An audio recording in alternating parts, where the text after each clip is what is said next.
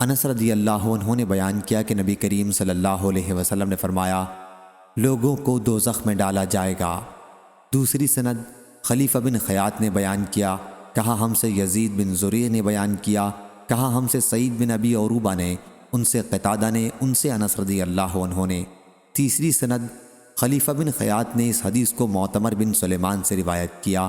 کہا میں نے اپنے والد سے سنا، انہوں نے قتادہ سے، انہوں نے انس رضی اللہ عنہ سے کہ نبی کریم صلی اللہ علیہ وسلم نے فرمایا، دوزخیوں کو برابر دوزخ میں ڈالا جاتا رہے گا،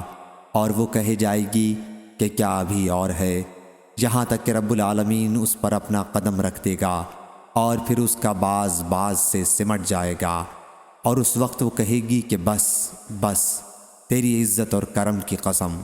اور جنت میں جگہ باقی رہ جائے گی، یہاں تک کہ اللہ اس کے لیے ایک اور مخلوق پیدا کر دے گا، اور وہ لوگ جنت کے باقی حصے میں رہیں گے۔ صحیح بخاری حدیث نمبر 7384۔